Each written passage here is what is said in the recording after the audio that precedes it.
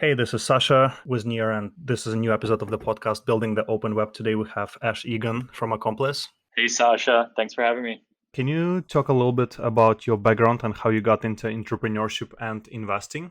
Grew up in the suburbs, was not allowed to play any contact sports, so ended up playing squash and studying and doing a bunch of other fun things. Had two brothers, played squash, decided not to go professional, ended up playing at Princeton, which was one of my goals since I was little kid, and then studied political science at Princeton, and I sort of fell in love with the whole sort of like the world of entrepreneurship. In I had a bunch of colleagues that were going, excuse me, not colleagues, classmates who were going into investment banking and consulting, and I just looked at entrepreneurship and this idea of building net new experiences, products is something that was super exciting. So I looked at venture capital. I was like, oh, how cool would it be to do this for some time, get exposed to a bunch of different industries and then ultimately, build my own company. So post graduation, graduated in 2014, went to work for a small firm up in Boston called Converge.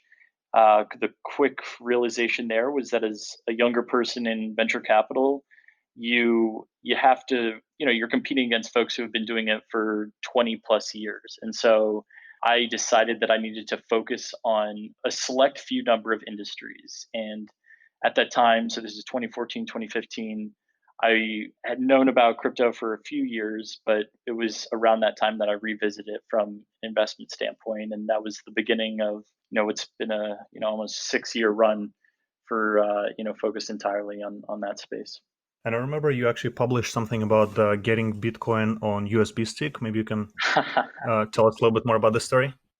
It's super painful.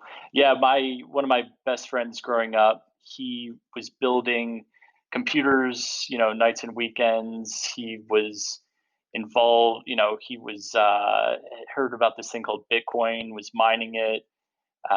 He handed me at one point a USB, and he's like, just hold on to this. So I took it. I was like, great. This was 2010, and I'm still have not found that USB drive, but at the time it was somewhere between 20 and $50. And I mean, I could go back and look at what it may be worth, but I choose not to do that. And I think if you've been in this industry for long enough, it's happened to you at some point. Whether it was Mt. Gox, whether it's sort of lost hardware, broken hardware. It's just some of the scar tissue of just being in this space for a few years. And how did you decide about joining Consensus Ventures as a founding member? Yeah, so I was at this firm in Boston called Converge, and so had made a few crypto slash blockchain investments, Chainalysis, their seed round, Enigma, and so I wanted to go to a place where folks were just super immersed in crypto and blockchain and Ethereum. And I think it was really Ethereum and the white paper that got me re-engaged in crypto, sort of after my childhood friend passed over that USB drive. But I looked at Consensus, and I think, Joe, what he's done for the space has been absolutely remarkable. So went over to be a founding team member of Consensus Ventures, and made some investments over there. But really a great experience, being immersed 24/7 in this burgeoning world of crypto. At a crazy time. It was 2017 and early 2018. So yeah, definitely fun times over there. And how did you learn about Accomplice and decide to join? Yeah, so I had known the Accomplice guys for some time. I was in Boston and, had chatted about Chainalysis and Enigma and, all the exciting stuff that was happening in crypto, and was actually campaigning for them to hire me a few years prior. And so kept in touch with the two partners over there, Jeff Agnon and Ryan Moore, amongst other venture firms. But, I think it was, I think what got me really excited about Accomplice was this, the traditional sort of company building experience. Those two have been doing it for collectively 50 years, and alongside an awesome cast of other investors and team members on the team over at Accomplice. And then also this excitement for crypto. And around that time, CoinList had spun out of AngelList. Obviously Naval is quite involved with Accomplice and all the things at AngelList and CoinList. And so I sort of saw it as an awesome place to build up a platform, do the things I've been continuing to do, but with the Accomplice branding. So really feel lucky of, joining the team when I did, and obviously working with some great entrepreneurs like yourself and the Near team. At the time, like Accomplice was looking into crypto for the first time, or it was part of their established practice? I think the way we look at crypto is just it's an extension of venture capital, right? You still are doing a lot of the things and investing in whether it's crypto companies or protocols, you still need to be hiring, thinking around strategy, thinking around cash management, go to market, all these things. And so I think crypto was just an extension of what Accomplice had been doing for the past few years. And I think it was at a time when the firm wanted to ramp up its focus on crypto. And so, part of it was, I think, great timing. And, at that time, this is post 2017. And so I think there were a ton of sort of tourist investors and tourist folks building in the space. And I think, that was a great time to be partnering with entrepreneurs who are taking a long-term patient type approach, with obviously massive ambitions versus sort of the quick hit, some of the craziness we saw in 2017. And in your time in Accomplice for almost like 2 years now, or a little bit less than that, like what have you seen like since then, since craziness of like 2018 joining late in 2018, kind of like seeing maybe like space changing quite a bit since then? Yeah, I'd say there's been a ton that's happened, and it's wild that it's already been 2 years or nearly 2 years.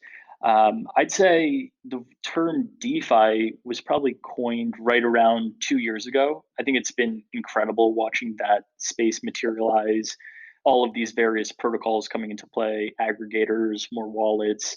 I think folks have been talking about institutions coming into the space for some time. We've been seeing more and more of that over the past 2 years. So I think that's been really exciting.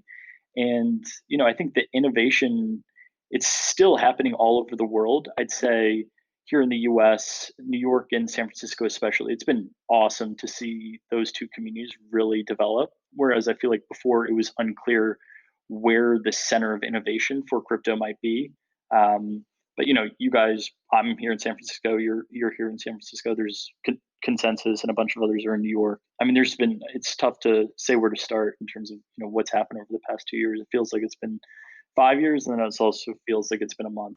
No, I can definitely relate to this. How do you think about overall like picking teams in space or other kinds of things you're looking for when teams come and pitch you? The way I break things down is you have your crypto protocols, more of your crypto native teams, and then you have sort of crypto enabling companies. These are pure equity play type approaches in crypto. I think for both, we want to be partnering with entrepreneurs who take that long term view that are looking to build something super ambitious, but these things don't happen in a linear fashion. And so, folks that I think entrepreneurs who have the ability to build companies in any space, and that becomes very obvious as soon as you meet them, whether it's in person or now it's more Zoom. But yeah, I think it's ambition, it's ability to actually execute on that ambition, and then it's taking a long term approach. And then sort of, I don't think any entrepreneur can do every single piece of the business, right? There's claims that, some may be able to do that. I think like you look at folks like Elon Musk. But I think the reality is like, entrepreneurs, the exceptional ones know how to provision their own lack of, skill sets and, bring on other folks on the team. And so,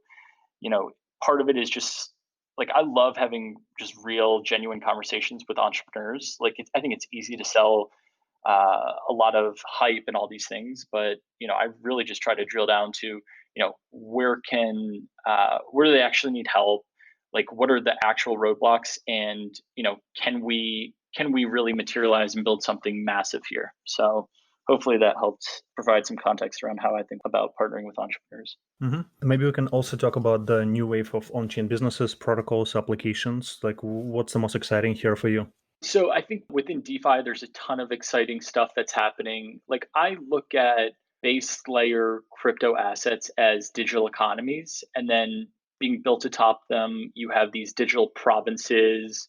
and then applications. And at the application layer, I think we're going to see a ton of abstraction if crypto is successful in being delivered to billions of users. So I think within DeFi, you're seeing a ton of exciting stuff. Liquidity is ramping. Sort of total deposited or total locked in DeFi is an awesome metric to look at.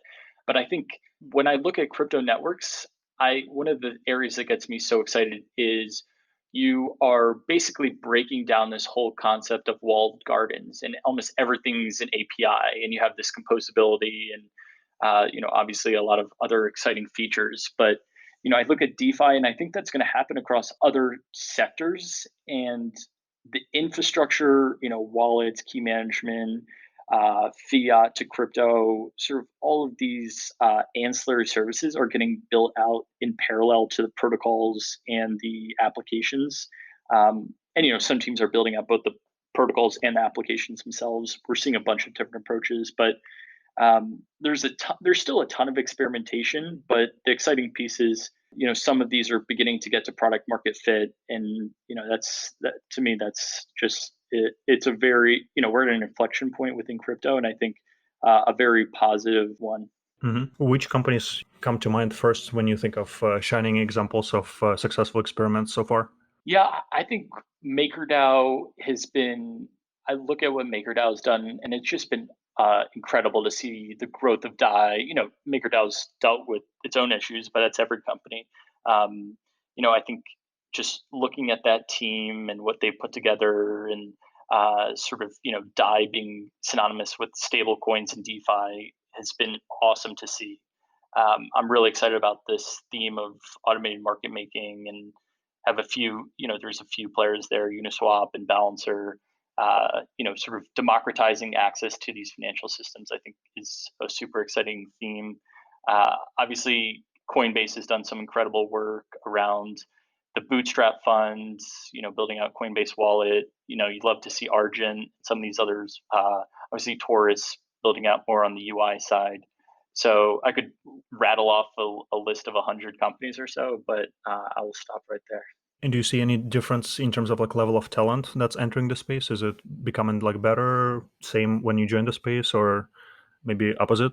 Yeah, I think in 2017 you just saw a lot of folks who came in with just a 3-month and 6-month sort of mindset, I think, on the space. And now you're seeing folks who are coming in and taking the appropriate, 5 to 10 year outlook. And so I'd say my answer today is probably going to be different than what it was, sort of pre-January, just given COVID-19, everything like that. But I think folks that are entering, they want to be in this space for a while, and they're taking a hard look at all the companies that are building in the space.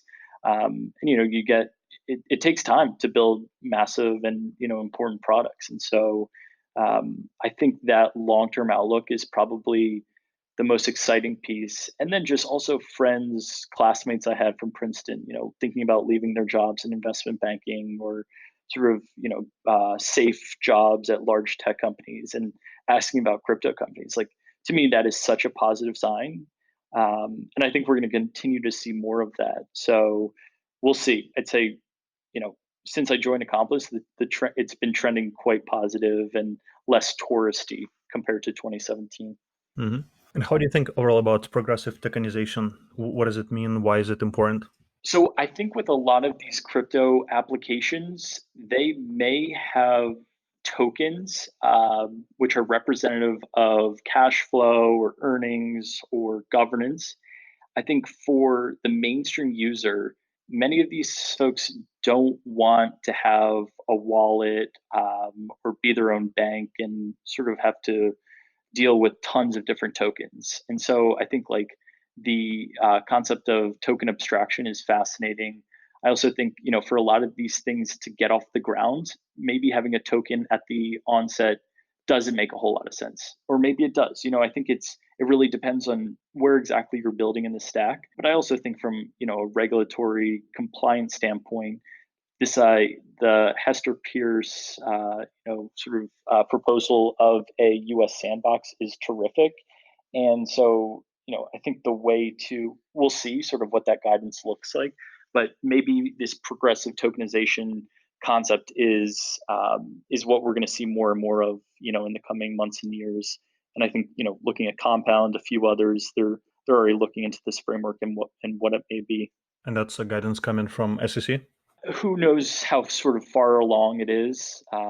I'm just going off of what Hester has talked about, sort of in her speeches and in her writings, but it's by no means is it written of sort of written guidance or anything like that at this point.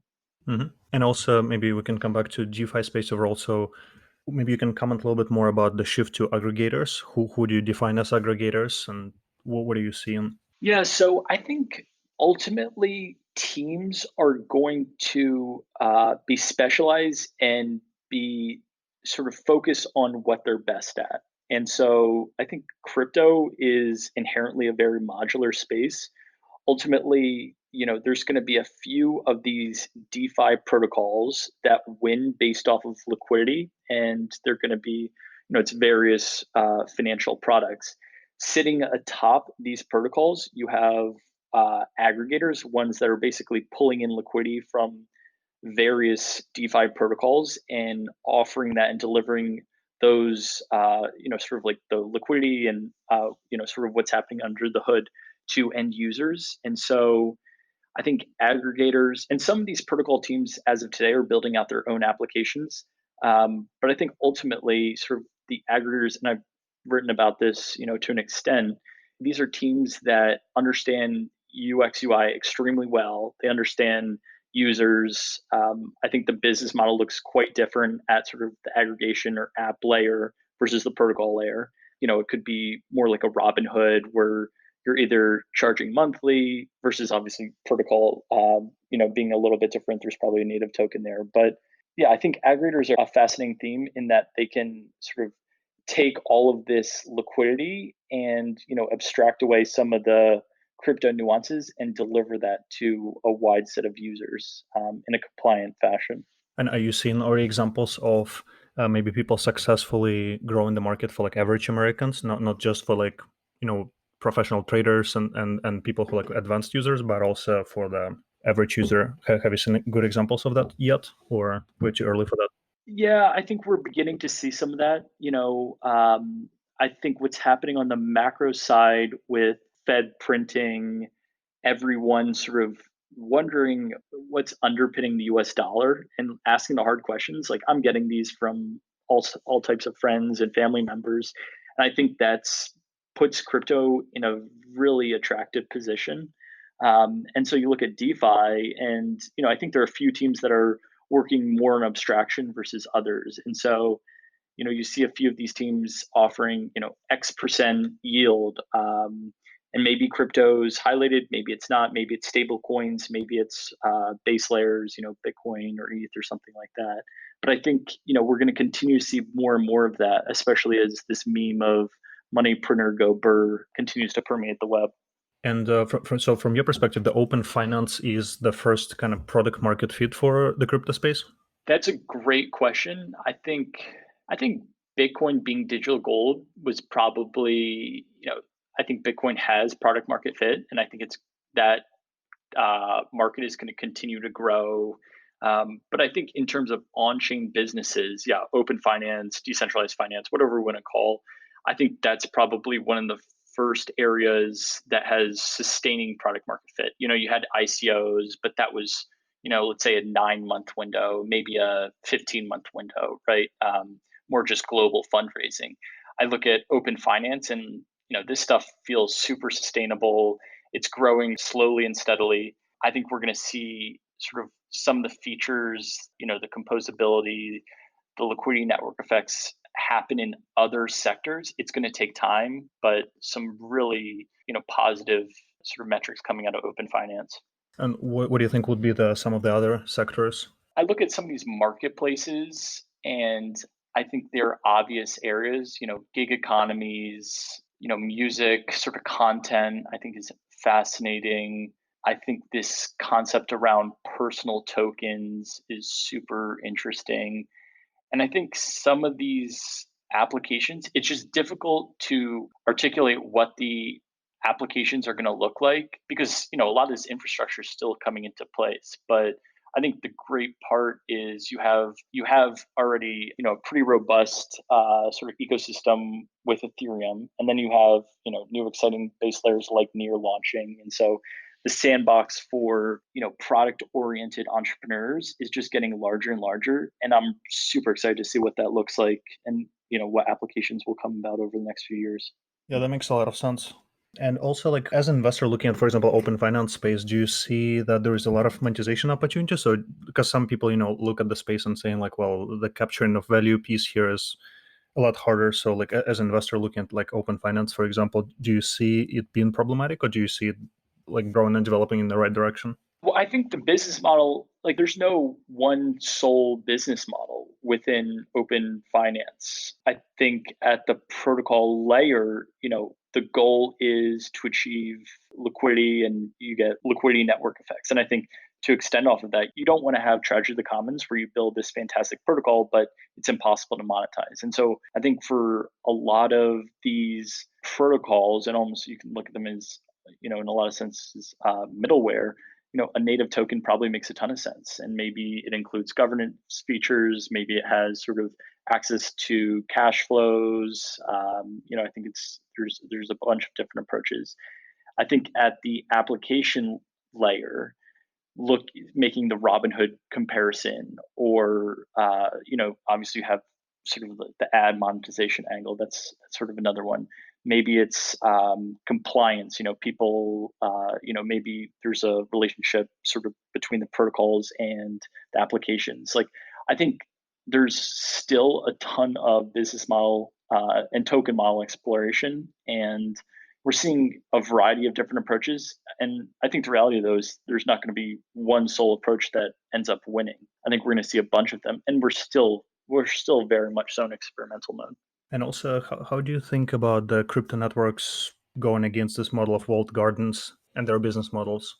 Yeah, so I mean, if you look at Facebook or some of these larger consumer facing tech companies, the way they're monetizing is based off of knowing what users are doing, and click throughs and being able to place ads. And a lot of these folks don't have an incentive to open up that data and have other businesses build atop. Whereas in crypto, these crypto networks are inherently open. Anyone can be tapping into these protocols, and I think this idea of an API, you can look at these crypto networks and it's just a natural feature. And so I think the winning products that are built atop these crypto networks, they're going to be able to win based off of execution, and how good the offering actually is. Whereas in a web 2 world, Facebook, Twitter, you name it, they can decide to shut down their API at any time, and they have historically. So I think for me, the inherently open nature of crypto networks is conducive for innovation and sort of the best possible products being built. And do you see your friends outside of crypto being excited about it, or do you think it's strictly about like developers and entrepreneurs who like already learned on the space and jumped into the space, excited about the space, and kind of them building like thousands of applications, and then some of those applications getting adoption? So it's primarily through their excitement about this specifically kind of open API model versus walled garden. So do you think it's I think we need more examples. I think they are cognizant of what's happening in crypto, but they need to see more examples of it. And they're being built out, no question about it. And I think it's the kind of thing where it feels like an overnight success. And, whereas though, crypto teams are working days and nights, 24/7 to build out these offerings. And then all of a sudden it's sort of the aha moment, sort of where a lot of these mainstream, just, your average user comes across a product that says, wow, this is incredible. But, these things take time. And also, do you think about it overall as a kind of fringe movement coming from developers and hackers and then getting to mainstream adoption? Or do you think it's more of a we kind of need big company to essentially bring crypto adoption to the next level? It's a great question. The way I see these things unfolding is you're going to have these communities where folks are super glued in on what's happening within crypto. And then I think you're going to have other areas where people have no idea about crypto. And I do think there's a world where there's applications and experiences that are built atop crypto networks where the user doesn't even realize that it's built atop a crypto network. And I think this is one thing that the Near team has been super thoughtful around as a team that's building an application atop Near. You don't want to be thinking about consensus, network security, a lot of these things. And then I'd say there's even a bigger emphasis on end users. Like they don't want to be thinking about consensus, network security, all of sort of the nuances that come with crypto. So, it's tough to say when have we crossed the chasm, in some respect. Yeah, of course. But I think for the average consumer across the world, by no means have we crossed the chasm, in delivering incredible applications. But very optimistic it's happening in real time. And again, it takes time to build a new compute paradigm and distributed systems and all these things. And also, like with the time we're in overall, and like financial markets kind of going through a lot right now, and probably will be going through a lot for a while. A lot of people are out of job. Do you think there is an opportunity for crypto, for blockchain industry to actually turn its attention on alleviating some of these problems and building some of the things that are affecting people today in a really bad way, or do you think crypto is completely outside of it? I think we're all living in a world of uncertainty right now. I think crypto, one of the super interesting metrics that I saw was for Udemy, interest for crypto education courses has gone up 4x in the past month. And so I think a lot of people right now are sitting at home and figuring out how can I be making money in a world where 9 to 5, driving to your corporate job, maybe that, it's unclear sort of when that will resume or, sort of how aggressively that will go back to the normal, or if we have a new normal. It's I think going back to the uncertainty comment. So I think a lot of folks are sitting at home right now and exploring crypto, and I think that Udemy stat is fascinating.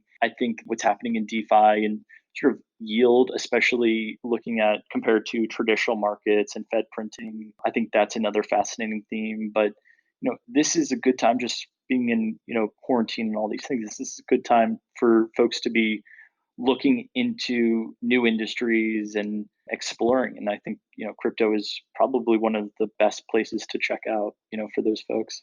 I've been also thinking overall about like online services. Seems like in the past months there was a growth, in gaming, streaming, esports has its chance, online education, like Udemy. I feel like there's like a lot of growth in online services. On the other hand, there is a lot of like offline businesses getting impacted. We're almost like becoming like online first by default world in a way. Like, yeah, it's uncertain how long it will last, but yeah, I agree that there is a role there for crypto. We're also like internally kind of like figuring it out what's the right place for us to play there. Well, and I think also, crypto is naturally digitally native. And so in a world where you are working from home, and you're not touching things or anything like that outside your home, I think that kind of behavior is terrific for crypto. And so it's a great time, for folks who want to learn more. Like, what better time to be learning about crypto, now versus when you're back to, your typical crazy hours. So yeah, we'll see. I'll be looking at Udemy and these metrics closely over the next few months, but I think it's quite positive for crypto. Lastly, what kinds of resources would you recommend for people to look up if they want to learn more about crypto or entrepreneurship in crypto? And also, where do they find more information about yourself? Yeah, so I publish articles on my website, ashegan.com. I'm on Twitter at @ashaegan. In terms of resources, I'd say there's a ton of different ones. I've loved Linda Shee's stuff around just introduction to crypto assets, and she covers a variety of different crypto assets. I think A16Z's Crypto Canon is very good. I think you guys have put out some remarkable content. I really like the Castle Island guys and what they've put out in terms of content, but I could probably list off another 20 or so. And I think it just depends what angle you're coming at it from. That makes sense. Well, thanks a lot. Yes. Thank you, Sasha. Thank you for listening. You can find more episodes of this podcast at openwebcollective.com. If you're a founder looking for help with product, go-to-market, or fundraise, apply on the same exact website. It's openwebcollective.com. If you really like this episode, I would really appreciate if you give us a review on a platform of choice where you listen to podcasts to. And finally, if you're on Twitter, we are at Open Web Founders. Again, the handle is at Open Web Founders. I'll see you next week.